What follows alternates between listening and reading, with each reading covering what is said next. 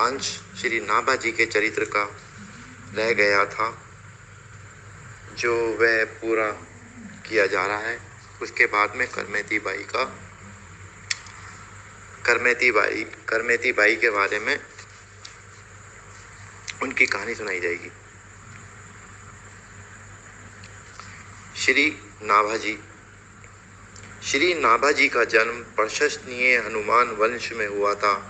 आश्चर्यजनक एक नई बात यह जानिए कि ये जन्म से नेत्रहीन थे। जब इनकी आयु 5 वर्ष की हुई, उसी समय अकाल के दुख से दुखित माता इन्हें वन में छोड़ गई। माता और पुत्र दोनों के लिए यह कितनी बड़ी विपत्ति थी, इसे आप सोचिए।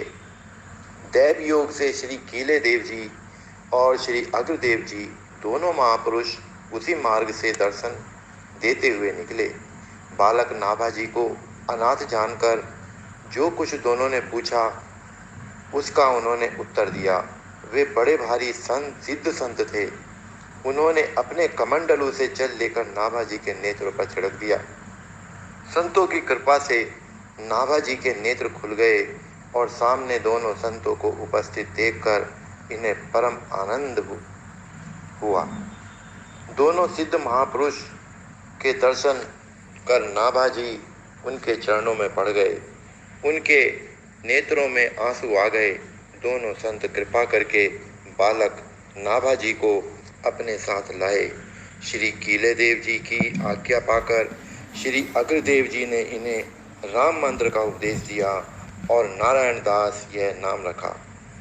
गलता आश्रम यानी कि जयपुर में साधु सेवा प्रसिद्ध थी। वहाँ सर्वदा संत समूह विराजमान रहता था। श्री अग्रदेव जी ने संत सेवा के महत्व को जानकर और संत सेवा से ही यह समर्थ होकर जीवों का कल्याण करने वाला बनेगा, यह अनुमान कर नाभा जी को संतों की सेवा में लगा दिया। संतों के चरणों तक तथा उनके शीत प्रसाद का सेवन करने से नाभा जी का संतों में अपार प्रेम हो गया। इन्होंने भक्ति रस की रीतियां जान ली। इससे इनके हृदय में अद्भुत प्रेमानंद छा गया। हृदय में भक्त भगवान के प्रेम की ऐसी अभिवृद्धि हुई कि जिसका ओर छोर भला कौन पा सकता है। इस प्रकार श्री नाभा जी मूर्तिमान भक्ति के स्वरूप हुए। वैसे ही सुंदर वाणी से इन्होंने भक्तमाल में भक्तों के चरित्रों को गाया है। ओम जय सद्गुरुदेव, जय सद्गुरु माता, जय बजरंगबली। अब दूसरी कहानी है यहाँ पर करमेती बाई, जो इसी के प्रांत के ऊपर आधारित है। श्रीमती करमेती बाई।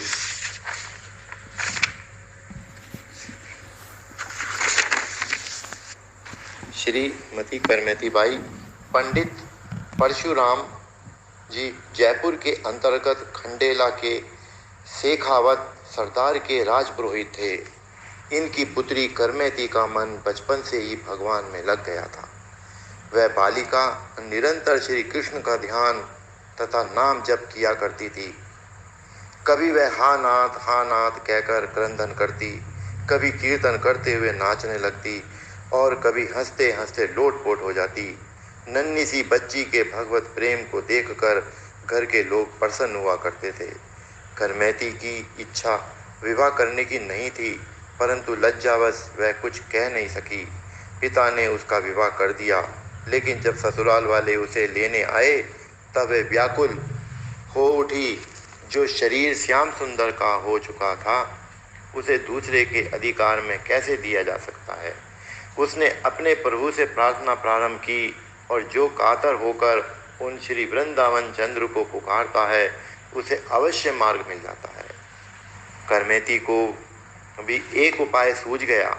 आधी रात को जबकि सब लोग सो रहे थे, वह अकेली बालिका चुपचाप घर से निकल पड़ी और वृंदावन के लिए चल पड़ी। सवेरे घर में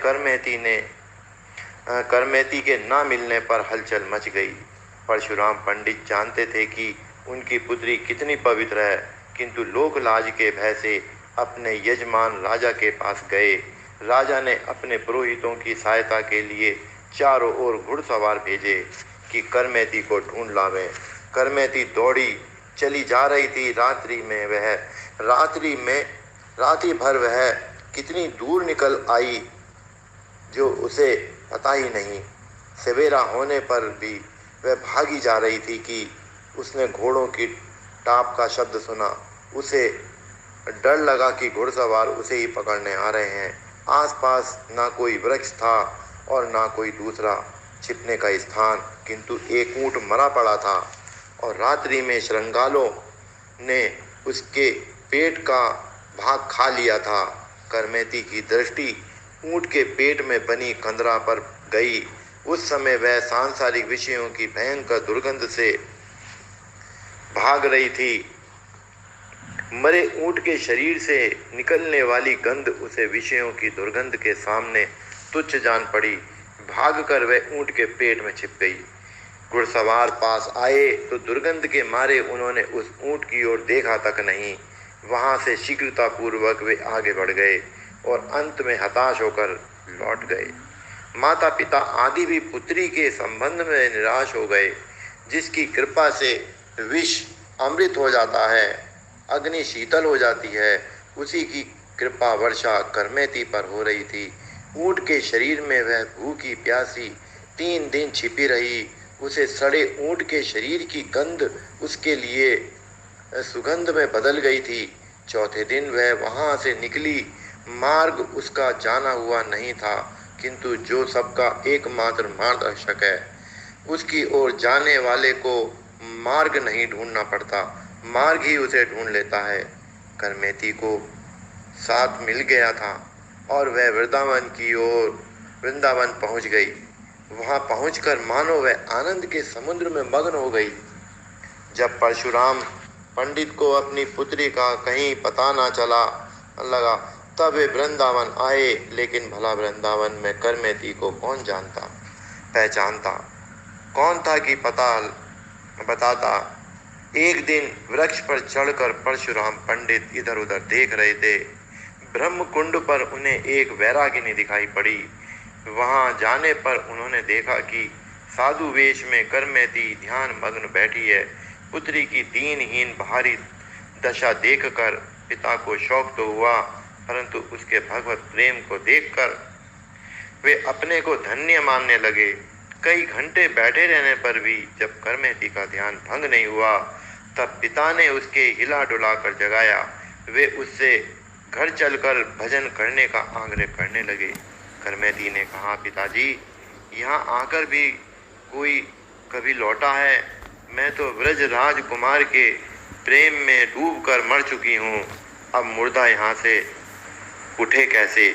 अंततः परशुराम जी उसके भक्ति भाव को देखकर वापस घर लौट गए। राजा ने जब यह समाचार सुना, तब वह भी करमेती के दर्शन करने वृंदावन आया। राजा के बहुत आग्रह करने पर करमेती बाई ने एक छोटी कुटिया बनवाई, स्वीकार कर लिया।